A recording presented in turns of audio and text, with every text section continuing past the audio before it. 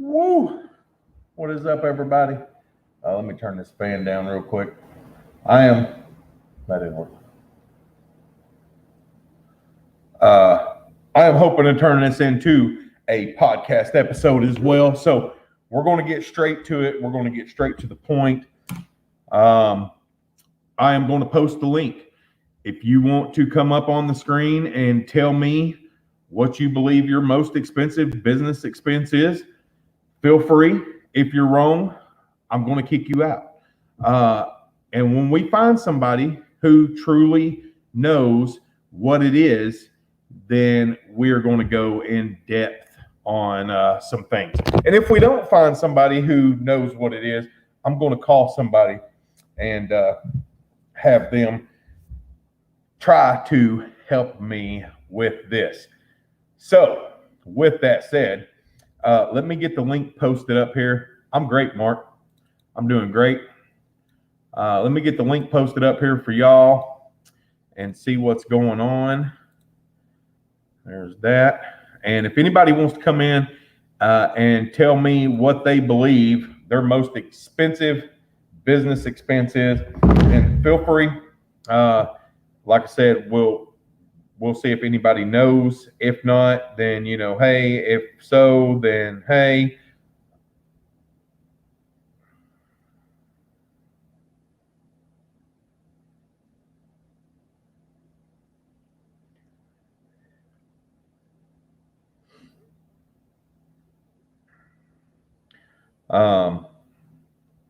Thomas Martin, how you doing?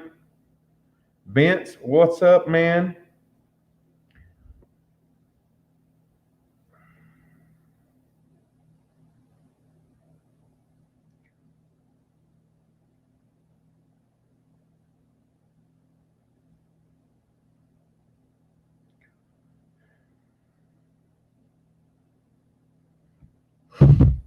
Hello, Big South. Big South. So once again, if you think you know what your most expensive business commodity is in your business, please feel free to click the link, come up and talk about it. If you are wrong, you will be dropped back down. We're trying to find somebody who knows what it is, the correct answer, and then we're going to leave them up on the screen and we're going to go more in depth on this. And we're probably going to take the audio from this, make it part of the podcast as well, because I think this is real valuable information. Real valuable information. Give me 1 second here. Let me share, copy, paste. All right. I did a 1K cleanup the other day. Good evening, Big South. How you doing? Vince, Thomas Martin, Erica. Hello, Danny. How are you doing today? I just finished dinner. I had a hot dog and a Pepsi. So this is literally going to be all about what the title is, what the title says, what the title means. If you think you know, feel free to come up, join, and tell me. If you're wrong, then we're just going to say you're wrong and we're going to kick you out. And then you will get to know what it actually is.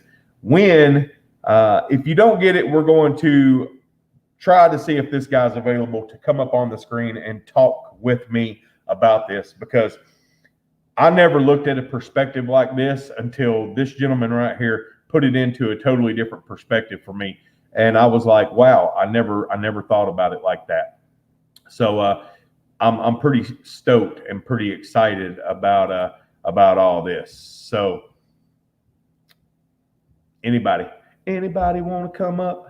Anybody want to come up? And like I said, if you think you know the answer, then hey, come on up. Come on up. Paste. Come on up.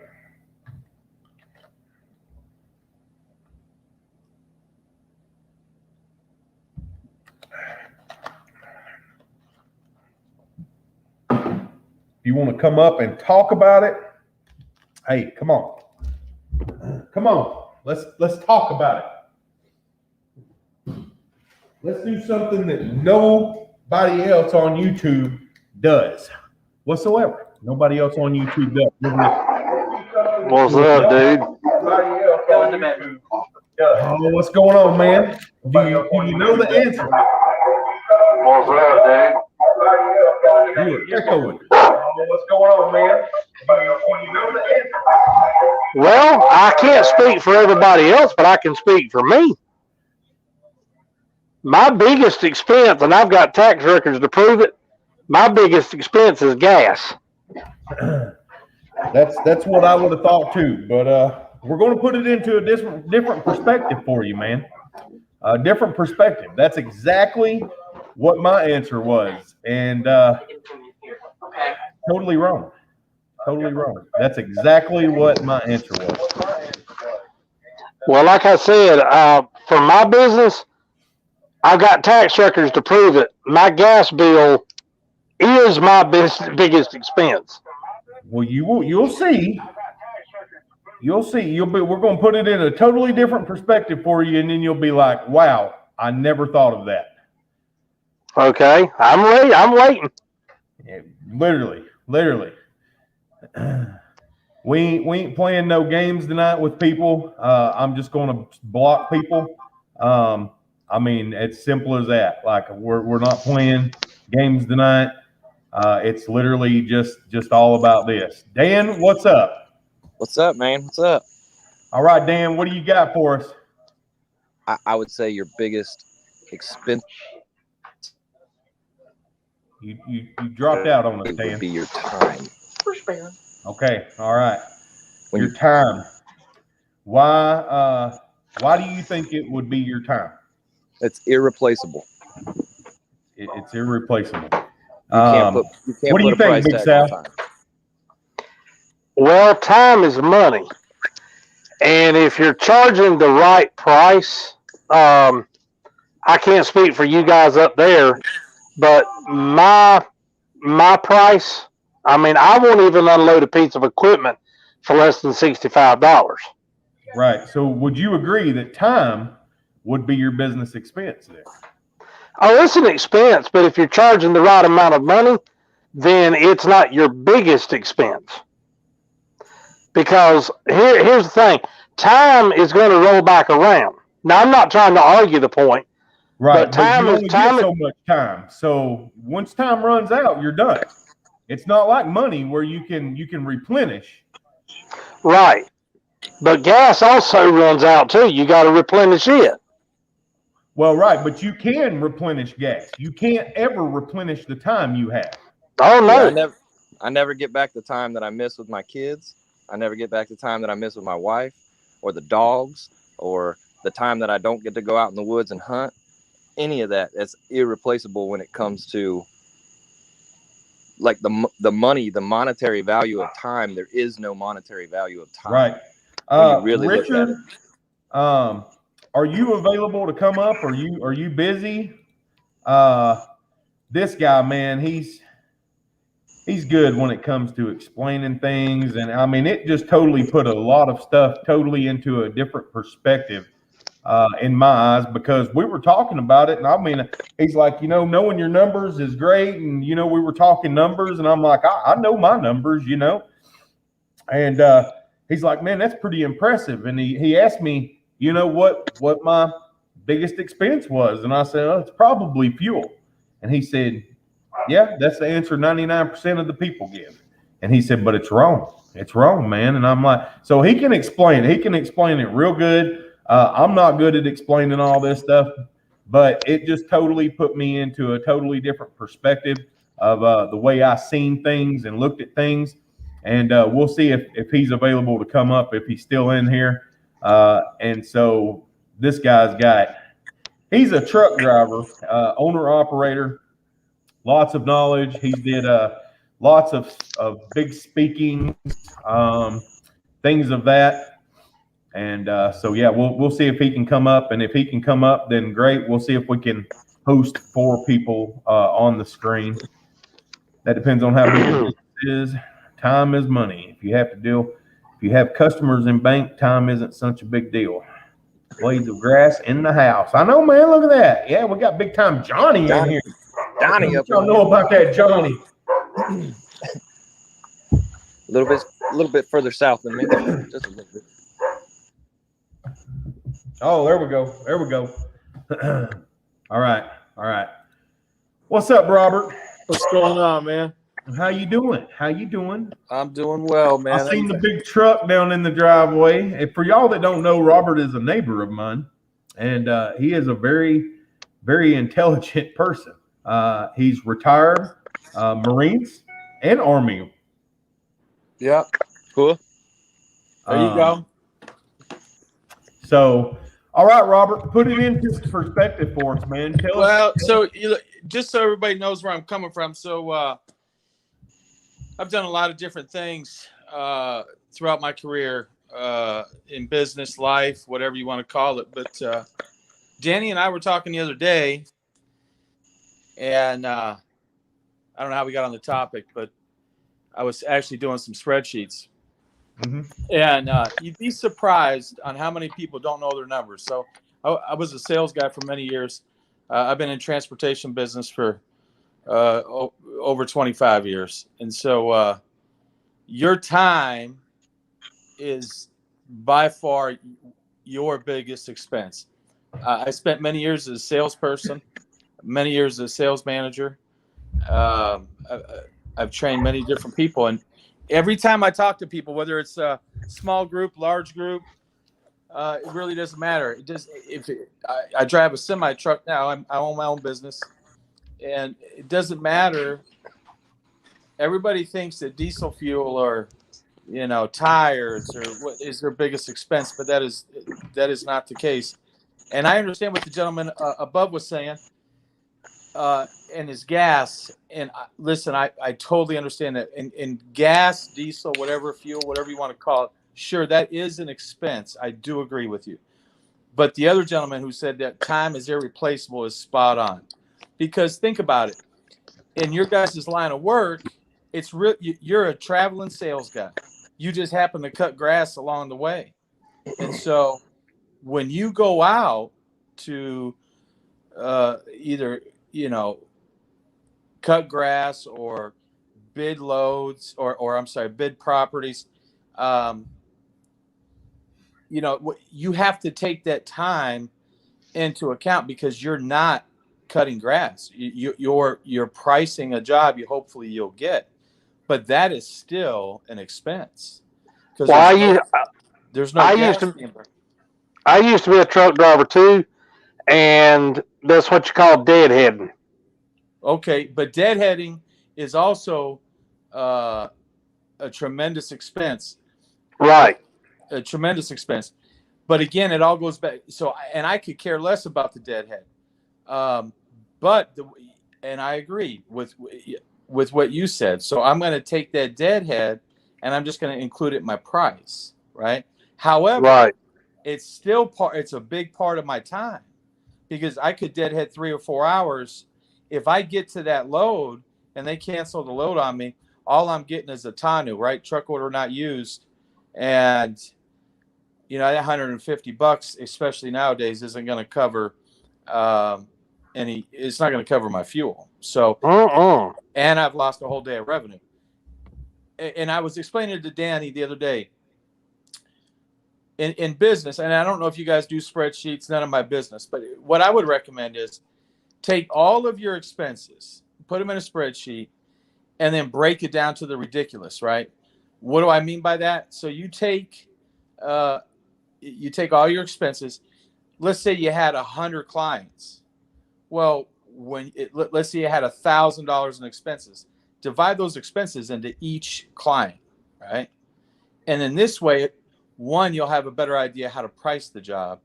And two, when you go out there and you're making your sales calls to bid on a job, just be cognizant of the fact that, hey, look, when I was a sales manager for many years and in sales, look, the small jobs will keep you in business and pay your bills.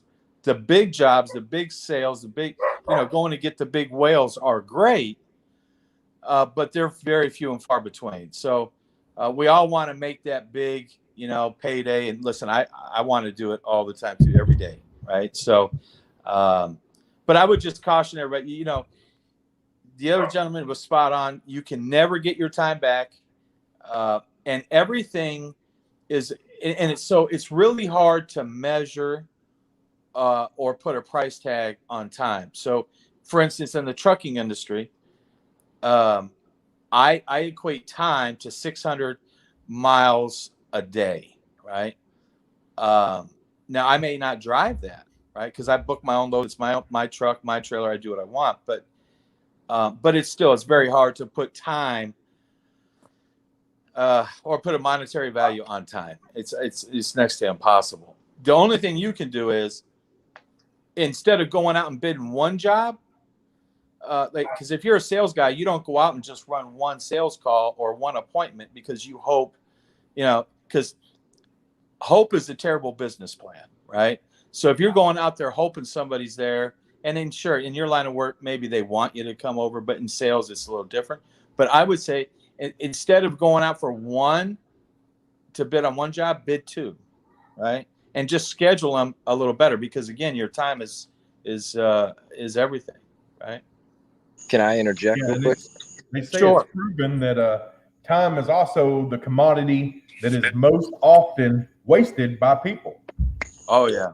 That's where route density in our line of work comes in, because you can't make up the windshield time, or the deadheading, as you guys call it in the trucking industry. That's where you lose so much, and you really realize that when you're not just a solo guy and you're running with somebody else, and you're paying a guy to sit in the truck with you while you drive to the next job. And that Exactly. My father-in-law is my helper, so thank God I have somebody that I can trust, and we have an understanding on money. But even then, I pay the man an hourly rate, and when I'm driving 30 minutes to a job and he just made half his hourly pay sitting in the truck with me chit-chatting. Right. I never understood that until I was the boss, So this is very helpful for you, though this, you're not wasting anything. Yeah, and that's where that route density comes into play, like learning your route, making sure that you've got yards together, and so this is my first season out. I'm Law and Order SC, so I know my name's different on here, but this is my first real season being in business, and learning that, my father-in-law retired, so his time. Welcome to the nightmare. Yeah, he always says, he goes, well, time is free, and I'm like, it's not free though, because I'm losing it all the time, Right. And we as lawn care professionals, we have sun up to sun down. Sure. So there's another constraint on time. Yep. Within the equation, and I'm a spreadsheet guy. I swear by them. That's how I run my routes on spreadsheets and everything like that. So I know hourly what we're making and what my overhead is for the day, and how much I have to make an hour to meet that overhead and exceed it to make profit every single time. So exactly. So revenue per day, it doesn't matter what line of work you're in, doesn't matter what business you're in, right? I've done, like I said, a lot of different things. And so revenue per day is everything. And in your revenue per day, there also has to be profit. But think about this. When next time you guys are out driving around, UPS only makes what kind of turns? Right-hand turns. Right-hand turns. Never a left, always right. Never a left. That's right. They don't want to three sit at rights a make a stoplight. left. Yeah. They don't want to sit at a stoplight. Yep. Right. One is safety, and they don't want to sit at a stoplight to make the left turn. Yeah, I'm working on route density, and I'm learning the most efficient way to get from yard to yard to yard. And that's really been helpful. Like, now that I'm learning my routes even better, I know that if I go this way and I start at this yard and move across town this way, I make a lot more time up by doing that.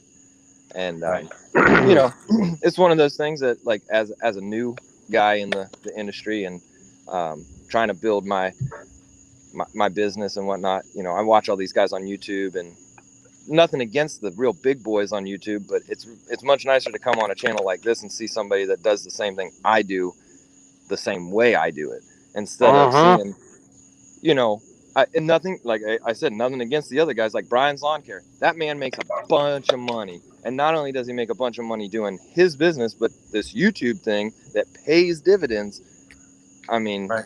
that helps him eat up that cost on top. So, Sure. you know, and a lot of guys try to like pawn it off as like, oh, we're not making that much money on YouTube. I know the algorithm. I can make it up myself. I know exactly what you're making. So, like, some guys will actually show you. You know, there's plenty of videos out there that show you how the algorithm works and how the dividends pay. Mm-hmm. It would just be like, or the same way that if I drove around with a Coca-Cola sign on my car all the time, they pay you a dividend to drive around because you're a rolling billboard for them. So, Exactly. you know, you've got all these other things that people don't take into account when it comes to stuff, but it really is a learning curve that I'm relatively young, so I have the ability to kind of have that learning curve, but I can see some of these guys that get into it and they just don't know what a sustainable business model is. You know, the $30 cut doesn't help. You're driving the price down for everybody, and that's what kills me. Like I've had heated conversations with local guys around here. Like, stop telling people you'll cut their grass for $30, dude. Like, you're killing everybody. Absolutely killing everybody. I don't see how they do it with insurance. I don't know what the situation is where you guys are, but here in the state of North Carolina where I am, you have to have general liability insurance before you can pull up on anybody's property.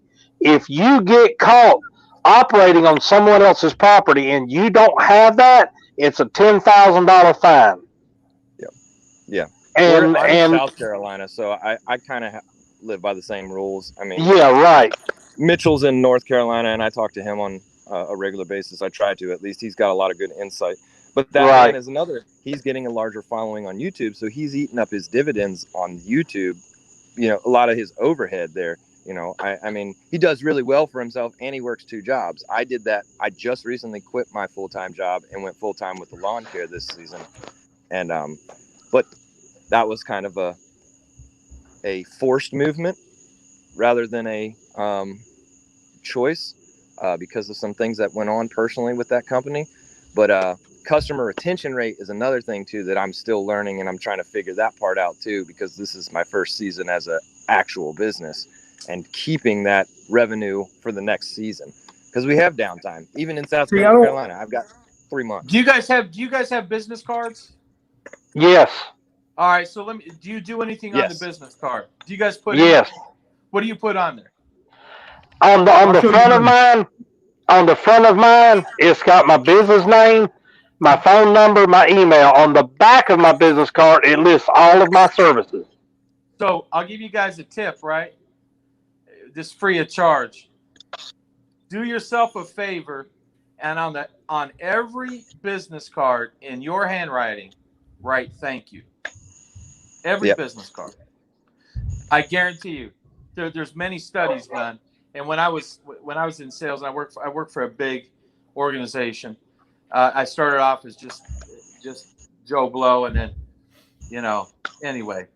But they did a study, and 70% of the people, if you write "thank you" on a business card, when they pull it out of their wallet or their pocket, they'll look at it. If it says "thank you" on it, 70% chance they won't throw it away. Oh yeah, it's the personability with that you get. Absolutely, yeah. It shows that you're invested in your customer and your client. And like, if any of you need business cards, my wife does business cards. You are very loud. I'm sorry. You could put a sticker on it. You could put, you know, like Danny's card, very nice. The paper's good.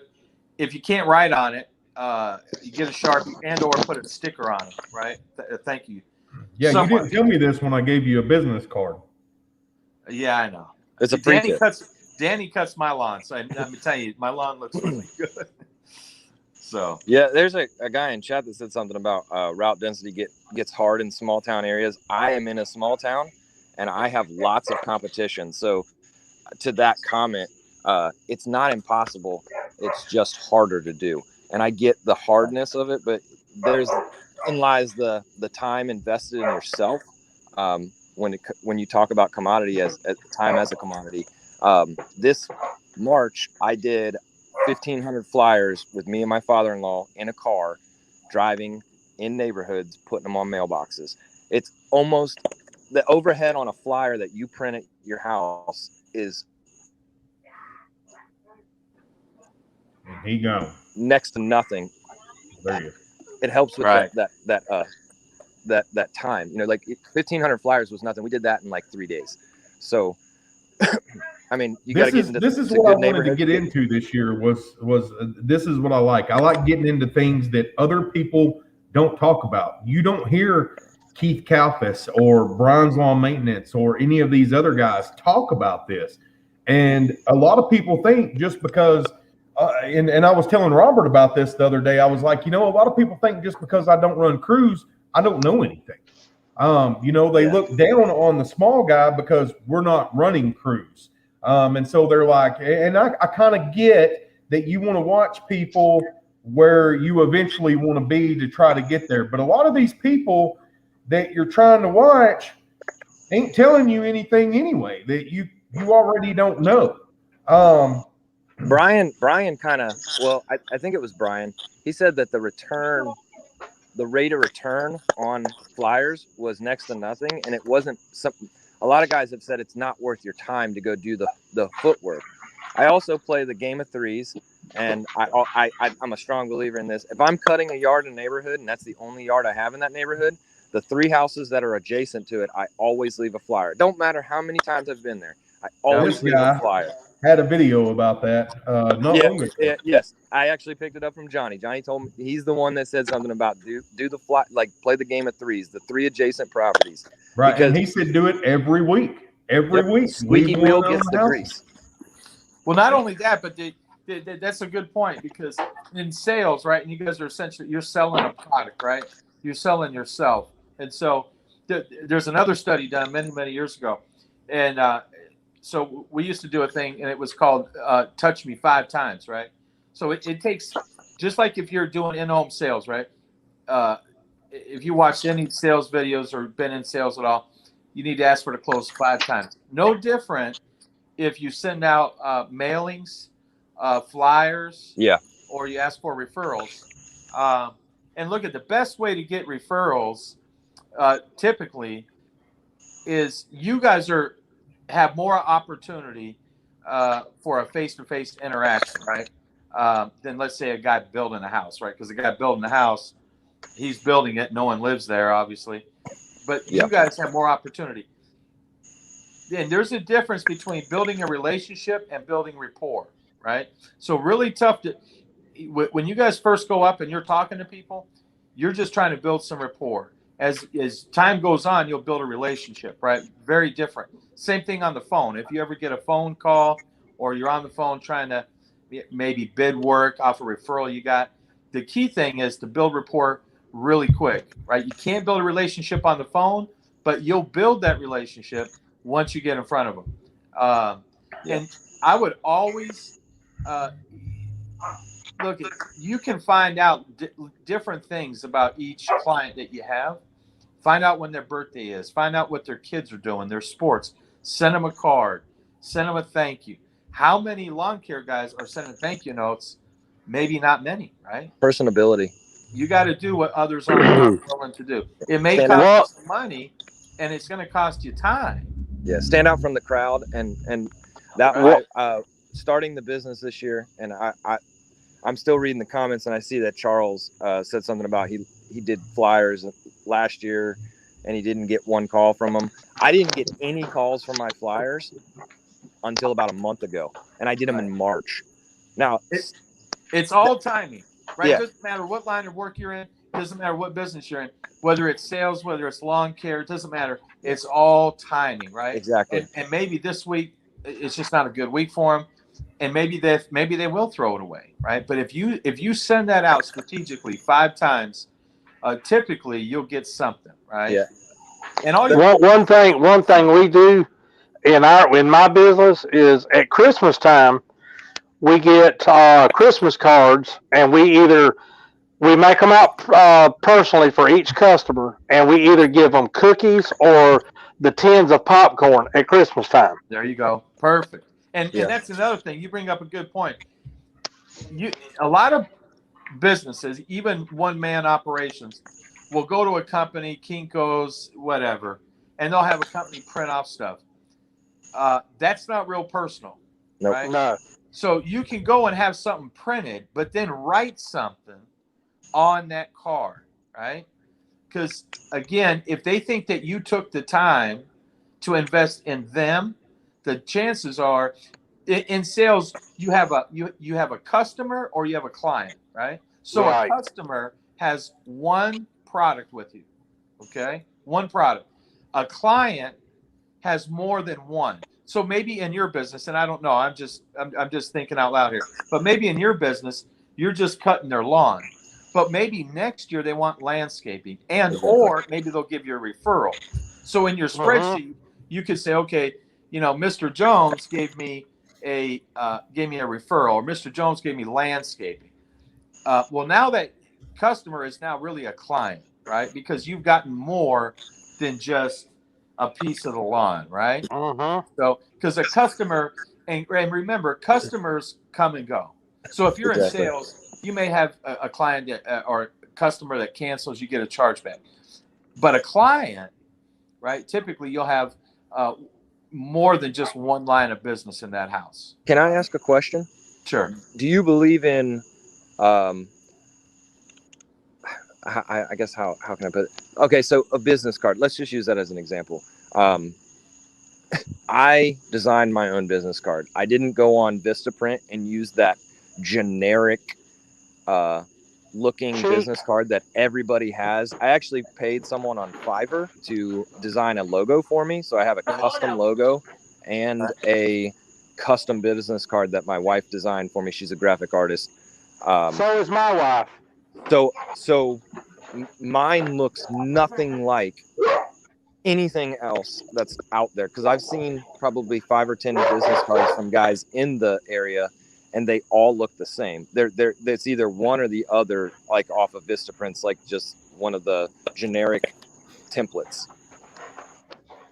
Well, is that something you agree to invest in, like yeah, a logo, absolutely. stuff Yeah, like so that? You want something different. You want something different, and I'll be honest with you. And you got to look. You got to run the numbers. What's best for your business? But I like a business card that won't fit in the wallet, because less likely they'll throw it away. Exactly. Because when they go to clean their wallet out, that's probably going to go in the trash. Right. Yeah. So get something that's either straight and then maybe rounded at the top, or maybe instead of getting your boxed edges, you do all round edges. And maybe you do a slightly longer card, but always get it on the best paper you can, because card stock, right, is your best, right? That other stuff, or is it the opposite? I forget. But you want the best paper that you can get on a business card. Like Danny's, it's shiny. Those stand out, right? Those stand out. Yeah. People are less likely to throw those away. And look at that's really, that is an expense, but that's the cost of doing business. And with the technology that we have out there, business cards are relatively inexpensive. They're absolutely inexpensive. I hate when people say, well, I don't have the money for business cards. It's literally like $25 for 500 of them. Right. So if you can't invest $25 in yourself, then you don't even believe in yourself to start the company and start doing what you need to do. And same with, I had an idea when I first started the business that I thought that we should have a uniform. And I know it's just me and my father-in-law, but professionalism, when you show up the job and all the guys look the same, doesn't matter if it's just 2 guys or if it's 5 or 6 guys, a shirt with your name, a number on the back, something like that. And we run bright green shirts with khaki pants. There you go. That's what we look like when we get out of the truck. That's what we look like every time. Doesn't matter what week, what day we're there. That's how we look. You wouldn't like me then, because I work in shorts. I want to get back to the referral thing, because we did a podcast on this a while back. I did a podcast with John's Daily Hustle about this, and I don't know if people, hey, maybe they'll listen to this one if they didn't listen to that one, but I've still got my notes from it. So I was going back in my notes, and we were on the referral thing, and it says 91% of customers say they would give referrals, but only 11% of people ask for it. Right. So the key to getting referrals is you have to ask all the time. Now I'm going to be very honest with you guys.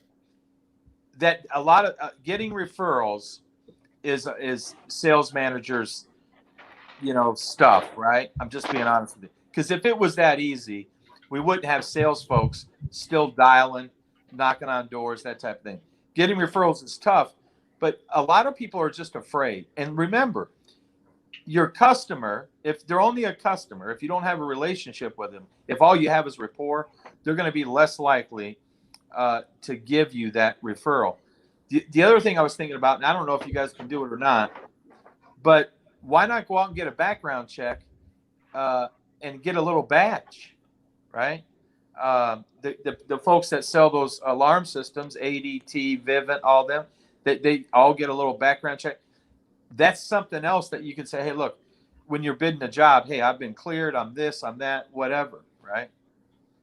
Because I don't know what kind of competition you guys have. Just saying. You just want to do stuff that sets you guys apart from the rest. You know what I mean? See, here was another one that talking about missed calls. And it says a recent study found that 95% of respondents said that they would generally tell at least one person about a bad personal experience, while 54% indicate they speak to at least 5 other people. Now, how bad do you think that can hurt you in the long term? I mean, word of mouth is everything. When so-and-so Joe tells Sue, and Sue's got all these people she knows now, and she's telling them, well, hey, I wouldn't recommend this company because Joe said he tried calling them and they never answered his phone or returned the call. Yep. Yeah, I mean, honestly, I would just, instead of saying I'm a long guy, just, maybe change the way you think and say, I'm really a sales guy, because that's what you guys are. You're selling yourself, right? Every day you're selling yourself.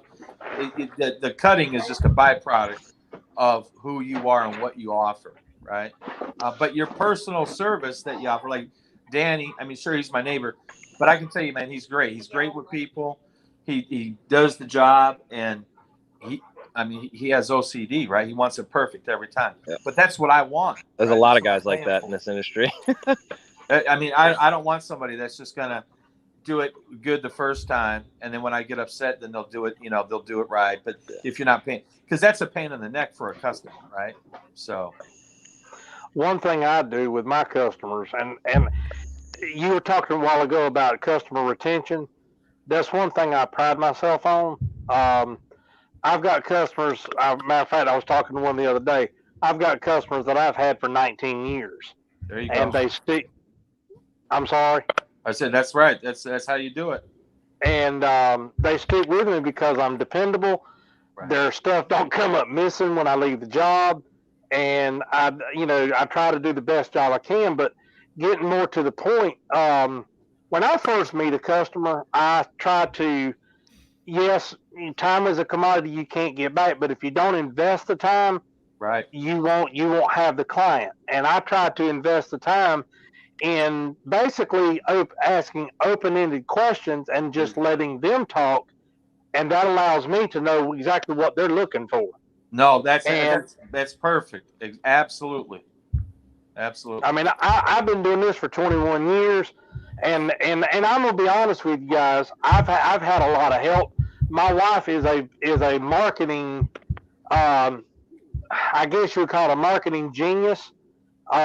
She helps multi-million-dollar corporations, and I mean, dude, I'm just a retired truck driver, and I wanted something else to do. And my brother called me one day. He lived out of town, and my brother called me and said, "Hey, how much would you charge to cut my mother-in-law's yard?" And that's how I got started. It just kind of fell in my lap, and I took it and run with it. I didn't want to do yard work, but that's what I did. And my wife, I mean, Lord bless her, because I'm too stupid to understand, how this stuff works. But she has helped me along the way, and I mean, everything you're saying is everything that she's ever told me, and it's spot on. There you go. I appreciate that. Remember the one you're with is the most important, right? Yep. So when you're in front of them, especially if you only have one or two, like new bids or something that you're bidding today or whatever, you want to do everything you can to get it, right? So that's because when you leave, you don't want to say, well, I should have said this, or I could have done this, or I should have done that. And I see this comment down here, customers love to talk. Yes. That's a great comment. Look, they do love to talk, but remember, you guys are in business, and I get it. You have to have customer service, but you're in business to cut lawns, right? Not customer service, right? You got to cut lawns because you can't get too involved. All right. You got to keep going. You know what I And mean? you can't get too personal. There you go. Right. You got to keep a business. So here's I love it because we're going back into the podcast that we did a while back. The average company loses between 10 and 30% of its customers each year. The takeaway of that is literally don't ever stop prospecting. Even when your pipeline is full, you should still be prospecting. Right. And I can honestly say I've never lost 10% any year.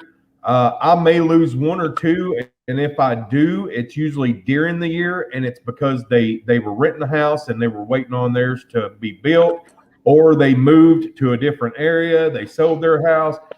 I've never, knock on wood, I have yet to be fired from a client. I've fired a couple, but I've never been fired either. Yeah, I've got rid of some as I was building my pipeline this year per se. I was dropping people that were a pain last year, and I could have kept them, but I didn't want to deal with it. I didn't need them, you know.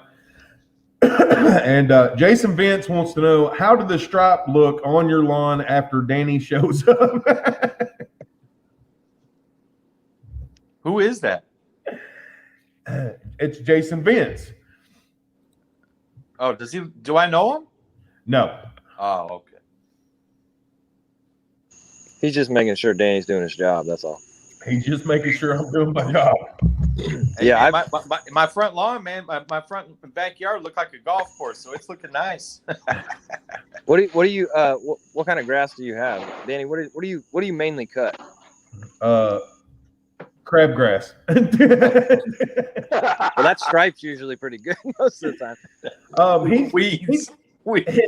He's got some weeds in his backyard that we killed off earlier this year. We went through and got rid of all the weeds pretty much. And then once we got rid of the weeds, then guess what? Crabgrass Haven come in because summer, and but we're gonna take good care of that this fall. So no worries. Yeah, we're centipede down here most of the time. That's like 95% of my yards are centipede. Yeah, we do a lot of fescue, rye, bluegrass. I cut a lot of centipede, bahia grass. Yeah, I hate that stuff. I hate that stuff. Yeah, I grew up in Ohio, so I had to relearn how to do lawn care when I moved to South Carolina, because it's completely different here. Well, welcome to the South. Thank you. The damn Yankee, right? Is that what yeah. Hey, I can't say that my dad was from Ohio. What part of Ohio? Columbus, right outside of Columbus. Yeah. Okay, my dad was from the Dayton area. But what you got, so learning the differences and how I preach this instead of saying I'm lawn care. I'm curb appeal. I'm a curb appeal specialist. I don't specialize in lawn care. I specialize in curb appeal because that's a term that a lot of homeowners don't hear a lot. And especially when you're doing residential lawns, they love that. And I'm like, your property value is going up. Every time I'm here, your property value goes up because I know how they do the tax estimates around here, and they drive through the neighborhoods and just look. They don't come in your house. They look at your house. Right. And if you keep up the outside of your house, well, then there's the knowledge. Well, they take into consideration, well, they're keeping it up outside. They're probably keeping it up on the inside. Right. Kind of thing. So, and that's one of those marketing things that I've tried. My wife is a marketing genius like yours is. She is a social media manager for 3 companies now. So, wow, that's what she does. Like she's a Facebook, YouTube, Instagram. That's all she does for a company. And, so that's really my helped wife too. And your wife needs to talk. Yeah. Running boosted posts when they need to be and constantly being active. And seeing that stuff, and I'm a believer in before and after pics, videos now, because I've just started my YouTube channel, which I need to post like 3 I have sitting in queue. But like those are the kind of things, like business expenses that we were talking about, like necessary business expenses. I just had the trailer lettered, and I know I said that in your chat earlier. Like, was it last week I said something in Danny's chat, and he was like, "Oh, money, getting the trailer lettered."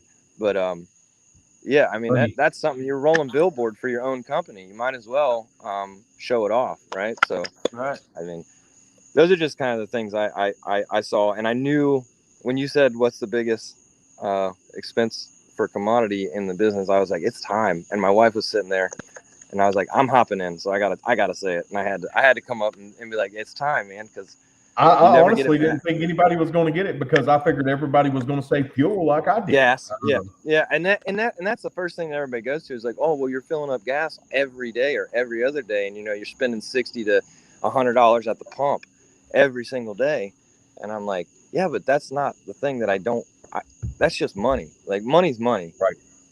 And when you're in business for yourself and you're doing that stuff, like, you should expect to spend money. Like, I knew getting in that I was going to have expenses all the time. I'm trying to go debt free now with the business because it carried a little bit of debt to start up, but nothing compared to like 90% of these guys that are out like, oh, you can start a lawn care business for $10,000. Like, dude, I did it for way less. Oh, there's a lot of people that say start your business for free, and I'm like, you can't legitimately start a business for free. Like, people are listening to the wrong advice. You cannot legitimately do that. I started with a home light weed eater and a 22-inch push mower. No lie. You can do it very inexpensively, but to Right. be legitimate and be inexpensive, that's a different. To say, oh, I have a business, I cut lawns. Well, any guy with a truck and a lawnmower can go cut a yard. Right. That to is be not a legitimate business. That's right. It's going to cost you money. You have to. I mean, have to spend money to register with your state. Like, yeah, South you Carolina can't do it for free, $250. like a lot of people say. Yeah, $250 just for your business license in South Carolina, and that's through the state. That's not the local business license that I have to carry for the individual places that I cut, because they do it that here. This is a very good question. What percentage of money you make goes back into your company? For me, right now, I don't even pay myself. Well, I am now that I left my full-time job, but before I wasn't paying myself this year. That was the plan, was to pay off all the debt. Now I'm taking a lot some of my off the money top goes just to back pay my in. bills, but all of my money was going back in except for labor, and that was just for my helper, which was my father-in-law, and he gets the average pay for an average helper on a crew. I've already talked to numerous companies and found out we're buffering again.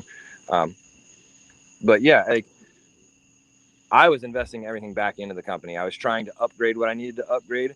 I was trying to get the equipment that I wanted that I didn't have starting out, because I knew I was going to have to like build up to that. I wanted to get a small business loan for X amount of dollars. I got half of what I wanted. So I started the company straight off with half the money I thought I was going to start with. But that business loan is almost halfway paid off, and I'm halfway through my first season. So once I get that paid off, now I have no more debt on the company, and hopefully from here on out, it'll be even better and better and better. Well, I saw some of those comments, and everything is an expense. Car insurance, car payments, truck payments, all of that stuff is an expense, because you're going to write it off in the year. So if you're doing a spreadsheet, everything needs to be listed in there, and then just divide that by the number of clients or customers you have, and that'll give you some sort of foundation on how to negotiate, a fair rate. And everybody's in a different market, so but that'll at least give you a foundation on where that's to start. my minimum. Let me ask you this. Yeah, that's where I start. My minimum is what my expense. There's a lot of people that are talking right now about how do you raise rates, and but gas has went up and this, that, and other. And my question is to y'all, how how do you feel about that? Like, I mean, my personal opinion, I'll give you after it's all said and done. But how do you feel about, should you be raising rates right now, or is this something that you look at as? I mean, I look at it as this personally. I'm like, gas has went up 70 cents, a gallon. If that's really hurting you, you need to look at your pricing anyway. Right. Well, Exactly. think about this, and I'll say this because I was in the food service for a while, and so my job was I went out to restaurants and sold our business, right, our services. So, but restaurants, maybe lawn care. I mean, there's a lot of business you could draw some parallels or there's a lot of correlations between a lot of different businesses. However, people, when you go to a restaurant and they raise the price, let's say 25 cents on a hamburger, right? People are going to notice that. And what most people don't understand is the restaurants only make money on what we call the center of the plate. So that's the steak, that's the hamburger, the fries, the drinks. They make zero money on that.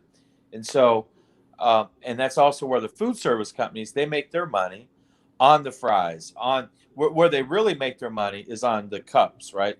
Paper goods. Yeah, soda is null and void. It's like it takes like how many drinks to make up for the soda? Everybody's selling ketchup, right? So if everybody's selling ketchup, I can't make this bottle of ketchup any prettier than the other food service company, right?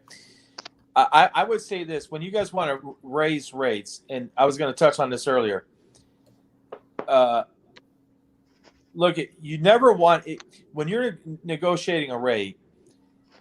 If you underbid, you're really doing a disservice to yourself, because what you're saying is, I'm really not that good, right? I'm not saying you want to be the most expensive guy in town, but so it's no different in sales. And what I used to try to convey to my team is, look, sure, there's some discounts maybe we can apply here or there or wherever.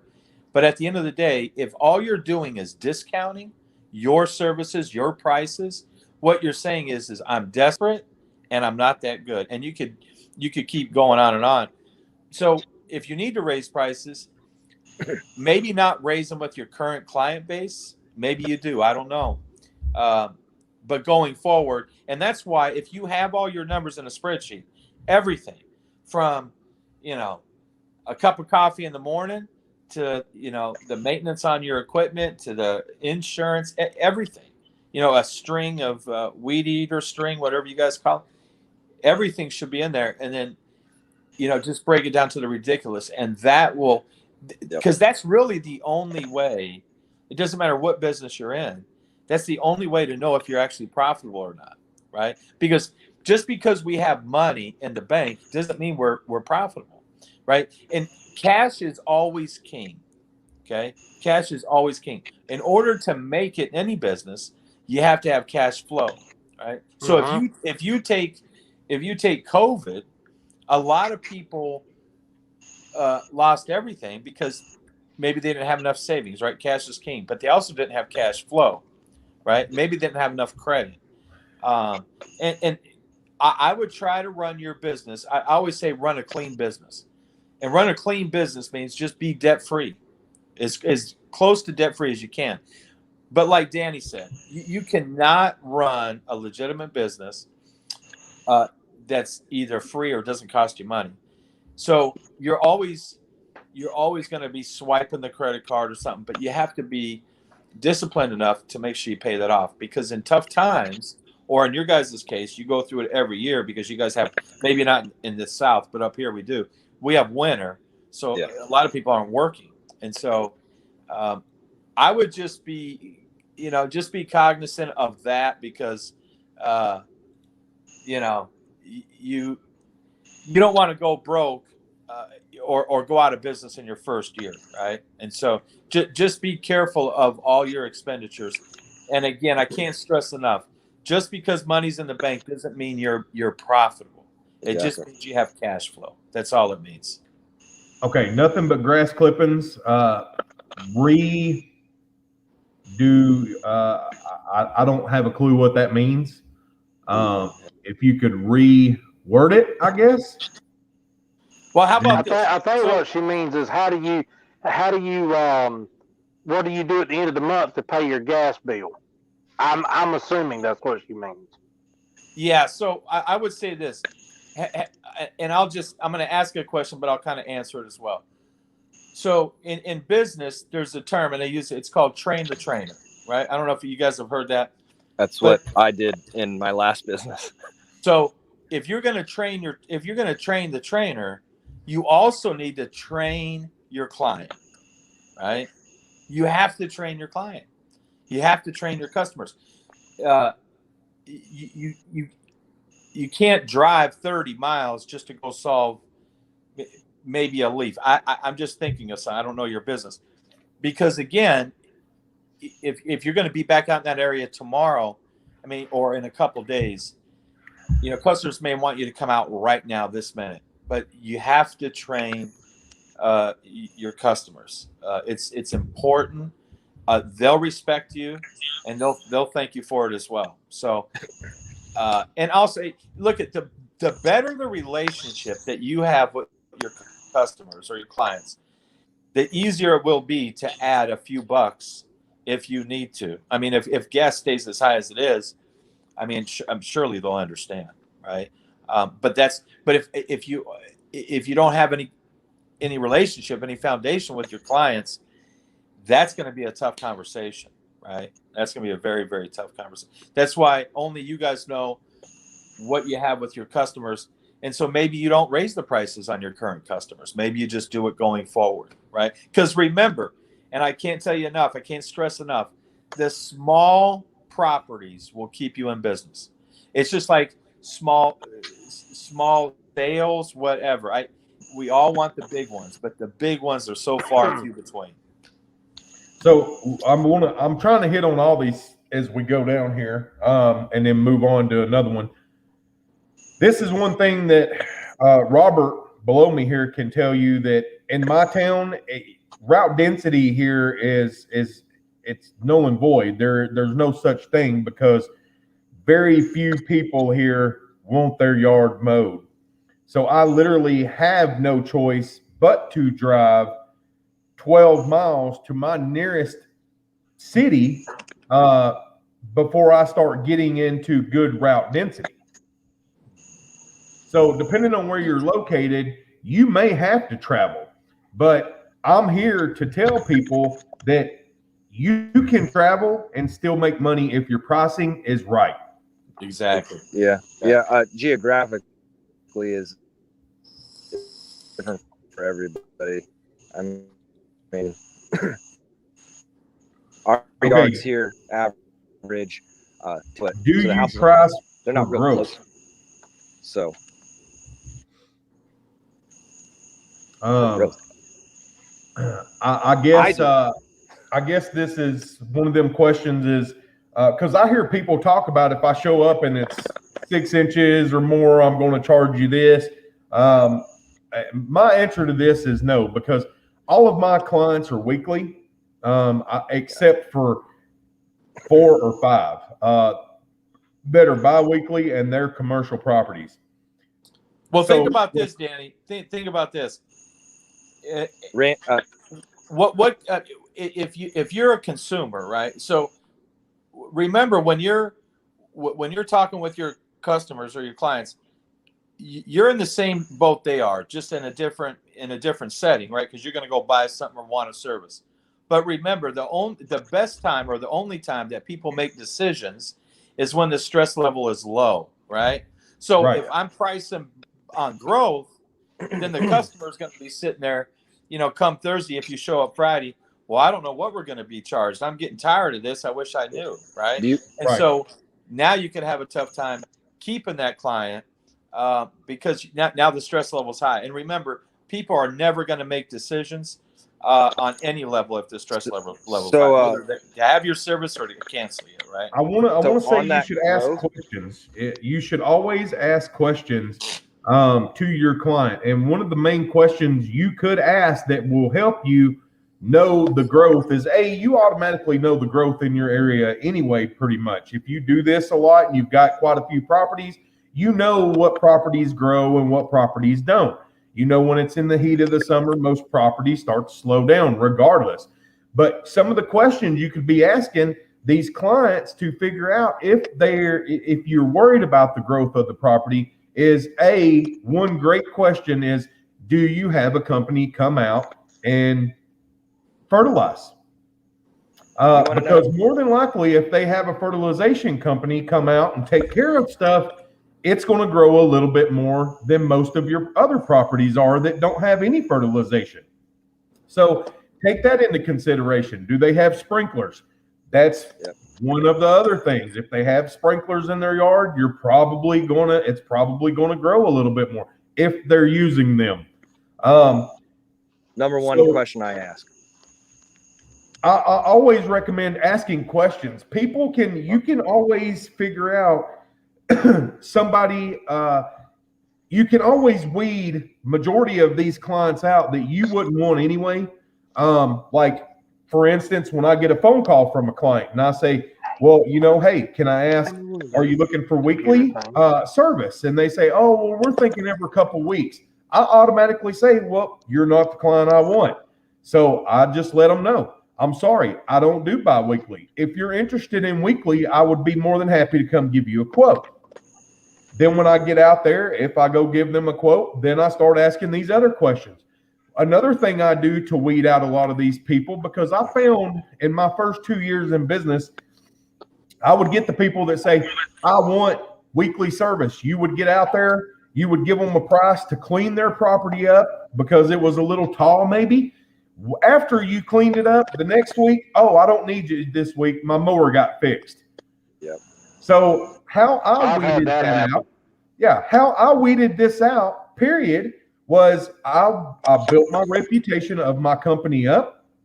Once I got the reputation built up, then I started saying, you know what? Hey, I require a month in advance before I ever start. You want it weekly? That's fine. I require 120 up front before I even start your property. If you quit me 2 weeks in, well, you just lost $80 of your money. And I have never, I repeat, I have never had one person that has called me have an issue with paying me a month up front for the first 3 or 4 months to build a relationship with each other. And then I tell them, you know what? After we build a relationship together, then we can put it on weekly, bi-weekly, monthly, however works best for your payment plan. Right. Yeah. Danny, you said it. I price for growth within the first quote. The main thing down here is, are you irrigated? Do you have an irrigation system? Are you watering your grass? Because if you're watering, it's going to grow. Mm-hmm. The fertilization thing is not as big for me, but I definitely ask, do you water your grass? Do you have a sprinkler system? Because I know those yards are going to grow faster than anything else in the neighborhood. When you pull up to a yard, you should be able to tell, especially here in the South. I can tell yards that have had water on them and don't have water on them. And when I make my initial quote and say, hey, this is what the price is, weekly or bi-weekly, however you do it, that goes into consideration. I know it's going to grow more than the guy next door because you're putting water down 3 times a week on it. So that's where I say I price for growth, but I do it within the quote that I give them. It's not something I do over like, oh, well, it's 6 inches this time, so I got to charge you an extra $25 because I had to double cut it. No, I do have a first cut price, and that one's always higher than the quote that I give them for the rest of the season. Because that first time I come, I take my time more so than I would on a normal cut. Because I want to learn the yard for one, and 2, I always make sure it's absolutely perfect that first time I'm out, and make sure that it hasn't been cut because you're calling me for service. So I need to make sure that it looks right when I leave. Double cutting, triple cutting. I just did a property 2 weeks ago that I quadruple cut just to make sure it looked right when I left. I quadruple cutted a new one. I gained 1.5 acre property here in town. I was telling Robert about this, and the guy had no issue paying me a month in advance, even though it was for 1.5 acres. And he said, hey, I understand, no problem. I'll get you paid before you ever start. No big deal. But the I've had some problem lied pushback. in the fact that there was dead grass everywhere from where they had mowed previously. Oh yeah. I could not make this. I literally went over the property 4 times on the front where it was built up, and I still couldn't make it look the way I personally wanted it to look. And I let him know, I said, look, I went over it twice at the time, and I said, it still don't look the best, but here's why. And he said, oh, it's fine. I totally understand. And looking at it, I still couldn't leave it like that. So I went over it 2 more times in 2 totally different directions. And it still didn't look the best. But I just had to tell myself, you know what? Over the next couple of weeks, it'll turn into a beauty. And just, I did what I could do. I felt good knowing that I didn't just cut it one time and go, oh, there it is, Yeah. Well, listen, guys, I appreciate it. I'm going to get off here. The Danny. high schooler. That's what I call We'll that. see you guys. Bye, Robert. Thank you. Hey, no problem. Great statement. Yeah, Confidence. I'm out of here too, Danny. I gotta go lay down. All right, Dan. Have a good one. I Charge guess what it's you're gonna worth. be me and you. I appreciate it. Love the small ones. I want the small ones. I was listening to a podcast the other day, and they broke down a lawn by expense.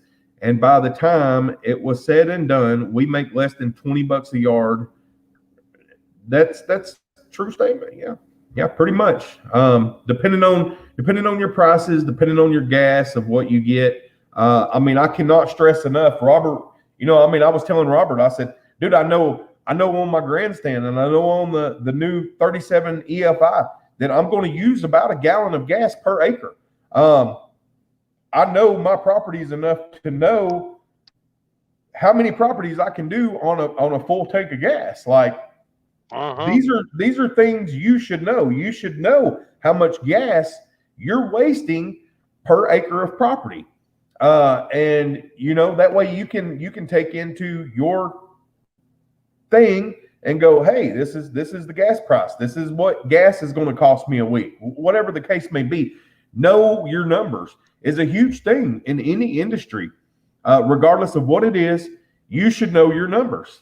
And there's a lot of people out there that feel that they're doing, these properties for. I'll give an example. The new Dollar General people that took over the contract are looking to pay $49 a mow, and I told them, I said, it's not worth my time. I'm going to let you know right now. You can go find somebody else because I know how long I'm on these properties. I know how long I'm on the properties. I know what I want to make an hour. And if it's not within that, then I'm not doing it. And, I said, there's always somebody out there that will do it. But you look at these people that are out there doing it, they don't have the equipment we have. They don't have the money to keep investing into maintenance of these mowers. So eventually they're going to be out of business. And, it is what it is, but you got to think about it like that. How much money are you actually profiting? You can make $2,000 a week, but by the time you take out your expenses, you take out your insurance, you take out your insurance for your vehicle. Everything said and done, what did you really make after taxes and everything for that money? Yeah. That's what you make, not $2,000 a week, Do you pay estimated taxes quarterly? No, I'm not an LLC. I'm sole proprietor, so I just pay at the end of the year.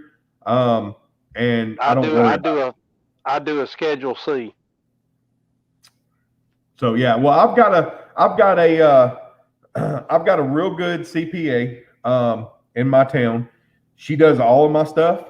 I'm gonna tell y'all, if you do not have a CPA, if you thought about, it's $200 a month or $150 a month, I will be the first to tell you, for the first 2 years of my business, I didn't have a CPA. And because A, I thought it was very expensive, but B, it was just very expensive to me. And I'm going to tell you that after I got a CPA, it was the best investment I ever made. Because a CPA, a good accountant, will save you more money than what you will spend on them. Like, I'm telling you, if you do not have a CPA accountant, go find one. Ask around in your area who's good for small businesses, whatever your business is, and get one. If you're a bigger business, you're running crews, you probably already have one anyway, but smaller guys, I'm telling you, it's the best investment you'll ever make, period. Point blank, do it. Quit holding it off, because that's what I did. I'm not scared to say it. And there's no telling how much money I lost in the first 2 years of business that I could have easily made. So always call around, find a good CPA, because they're going to take care of you. They're going to take real good care of you. Let's see. Is really smart. You do have to educate your customers. All they see is you pull up with a truck and a mower and you cut grass. They don't see what goes behind the scenes. Exactly. They don't see that you're out here sharpening blades at midnight. You're cleaning out the decks at 11 o'clock at night, getting ready for the next day. There's a lot that a lot of people don't see that is put into it. Just like, somebody who is a helper. If you hire somebody to help you in your business, trimming or whatever, and they're not a business owner, they're literally just a laborer, they don't see all of that. They just think, oh, dang, I just got a $40 check off of the door for him, and I'm only getting paid $15 an hour. But we just did 2 properties. That's probably $80, but they don't see the cost that is coming out of all of that and what you're really making. All they see is what's on top. Well, I had a helper one time. This was several years ago. He wanted to become a partner, and he said, "What do I need to do to become a partner?" I said, "When you say partner," I said, "are you referring to half the business?" He said, "Yeah." I said, we can go in together." So I said, "Well, let me run some numbers." Well, by the time you figure in 2 trucks, 3 trailers, all the other equipment I bought, I give him a kind of a breakdown, like a spreadsheet kind of thing. And he looked at me and he said, "Are you kidding me?" I said, "If you want to be a partner, that's what it's going to be." It was $25,000. And I said, you're going to have to front me the money to buy into my business, half the money that I've got invested up to this point. And he said, "I ain't got that kind of money." I said, "Not many people do." And see, the rubber meets the road when they find out how much it costs. And most of them, they talk a big game, but when it really comes time to put the money where the mouth is, so to speak, they don't have it. Right. Yep. What was I doing here?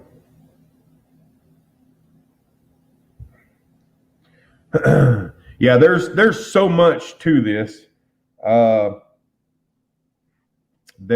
it's just we're at 1 hour and 13 minutes. So we're probably going to end the podcast here. If people, maybe we'll see what happens. People love listening to this stuff, and if we can keep it going on, then hey, we'll keep it going on. So I need to find a tax person this year, I guess. Look, Jeremy, man, best thing you'll ever do. Find a CPA accountant. For a small business around here, you're looking at $200 or so, maybe $100 to $200, depending on the person. You can find good accountants that's been around for years that will treat you right, tell you what you need to do, help you with everything. Any questions you have, they can answer pretty much. And, they will save you more money in the long run than you will ever spend on them. And because here's another thing, they're a tax write-off. So think about it as that. You got that right. Oh, Danny, let me ask you a question. I don't know. Well, the federal IRS is the federal IRS. The rules apply for me and you, no matter how far apart we are. When it comes to your truck expenses, do you write off your mileage, or do you write off your repairs and gas? I write off my mileage because where I'm located, I have to drive to get Right. to properties. So Right. I spend way more. I get way more back in mileage than I ever would maintenance. Same here. Yep. And a lot of people think you can write both off. You can only write one or the other off. Yep, one or the other. You cannot do both. So if you can take the 53 cents a mile or whatever it is, if add it up at the end of the year, add it up. If you know your numbers, you know what you spent in maintenance on your vehicle. You know your mileage. Add it up. Do it 50 cents a mile. Excuse me, I'm See sorry. what your money is and go, okay, well, I'm going to claim mileage. It's pretty easy to do. And having a CPA, they will give you a mileage log so you can write down your mileage, so you can keep track of it. I'm telling you, CPA, quit putting it off.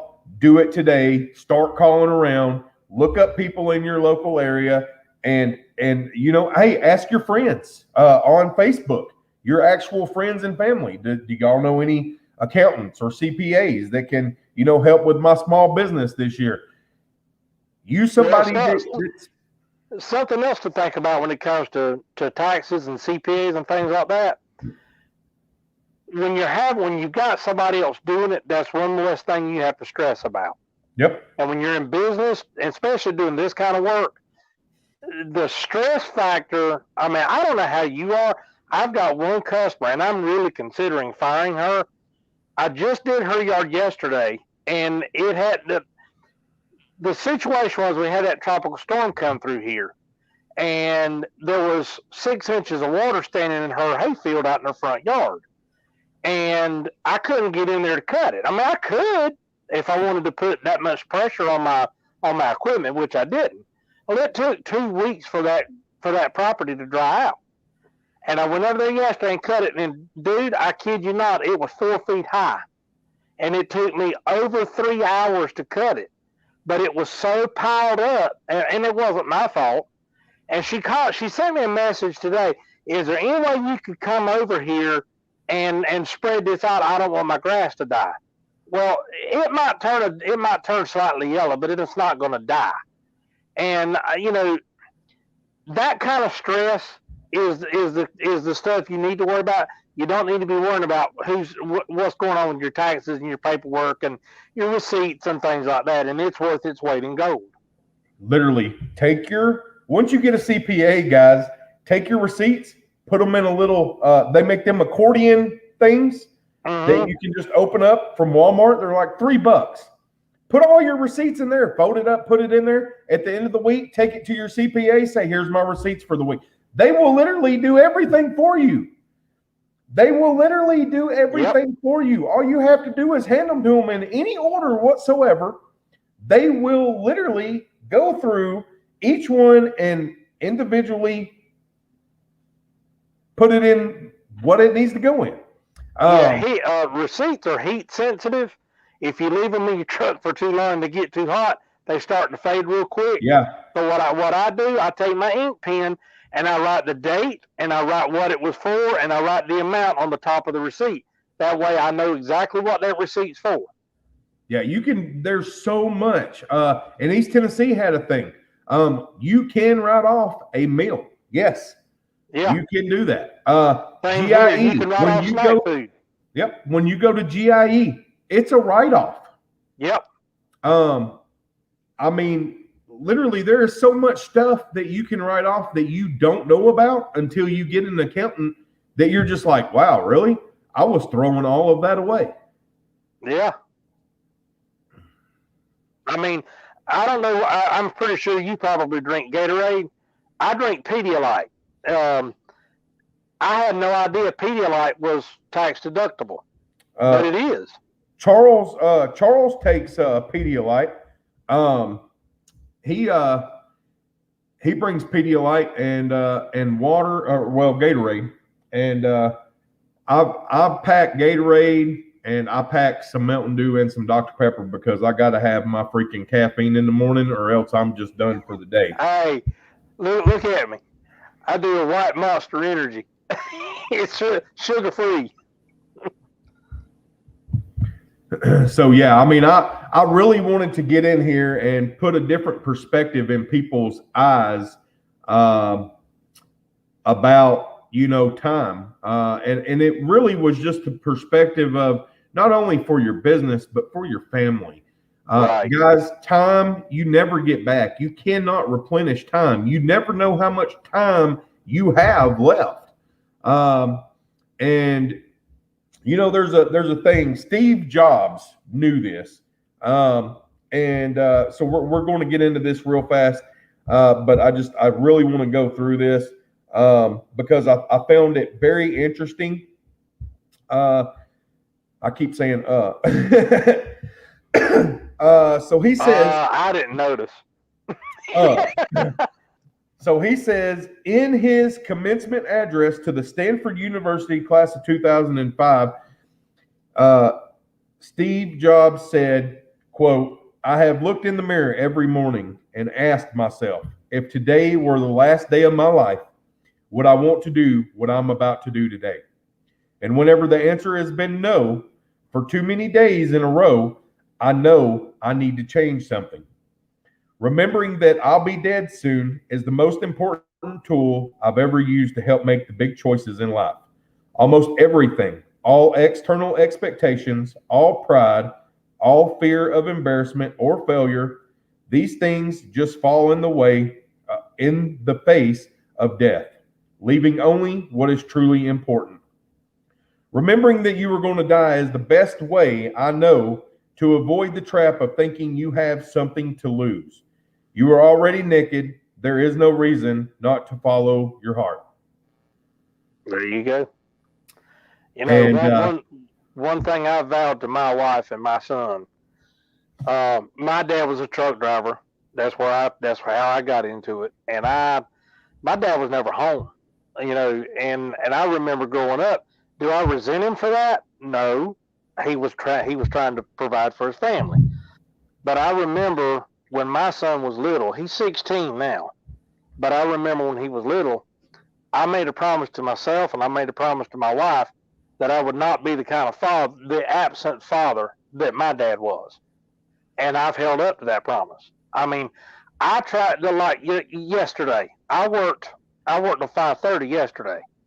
I try my best to be home no later than 4:30, 5 o'clock, because I'm 54 years old.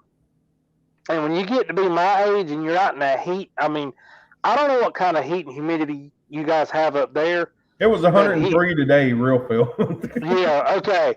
Well, it was 94 here, but the humidity was 80%. And you walk outside and you just stand still and you start dripping. Mm-hmm. And, when you're out in that heat and that humidity all day long, when you come home, you get a shower, clean up whatever you do, you ain't no good to nobody for about an hour. You have to sit and veg and let your body catch up. Mm-hmm. And especially when you get, and I'm not old. I don't consider myself an old man. I'm just saying. Yeah, you'll stand in the shower, take a good long shower, and still get out and still be sweating. Yeah, exactly. And I don't consider myself old. I'm seasoned. And I can hang with a 25-year-old all day long. Not a problem.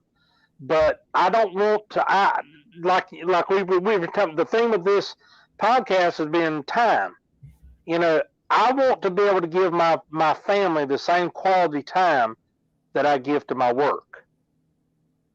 And if you can't do that, then you may be in the wrong business. Because, I have a buddy that does this, and he was of the opinion for several years when he was getting started, you start with the headlights and you come home by the headlights. That's pretty much what I do. Yeah, and now his children are getting up to some size, and he's like, maybe this ain't such a good idea anymore. Yep. Yeah, I can honestly sit here and say that I don't spend as much time with my family as I should. I'm always going. When I'm not working, I'm thinking about the other things of, when I'm not working, my wife's at work, my son's, at daycare. They get up early in the morning, they leave. I'm usually sleep. If I'm not, I say bye to them, but they're gone all day. And then when they get home, then I'm usually out here in the garage. They're usually in there watching TV, and I'm usually always out here. Editing a video, doing a YouTube live. I'm always doing something else other than spending as much time with my family as I need to be. It's the truth. And I'm not scared to say it because that's one thing I lack in. Right. Well, I would love to sit here and talk more, but I do have church in the morning. So I'm going to say adios, my friend, and we will catch you on the next one. All right. All right, buddy. Have a good night. Thanks, sir. Yes, sir. All right. That's going to do it for, here I go with that again. That's going to do it for this episode. I will leave this episode up. A lot of people have asked me to leave the episode up, so I will leave the episode up. I'm also going to take the audio from this and put it into a podcast. And so Tuesday, this will be released on the podcast channel because this was a great episode, I believe. Very informative, and that's what I wanted it to be. So thank you for watching, everyone. Go listen to the podcast. It's going to be about an hour and some odd minutes long. So it's going to be, a good one. Hey, if you missed some of it, feel free to listen in. Lots of informative stuff, I believe, went into this, and I appreciate Robert for taking the time to come up. And, everybody have a good night. Thanks for watching. Thanks for subscribing. I've got videos coming soon. I've just got to get them edited. I've been so crazy looking into new camera equipment and stuff that I feel I need. And, hey, one day at a time. One day at a time. So everybody have a good one. Thanks for taking time out of your day to watch this or listen to this. And Danny is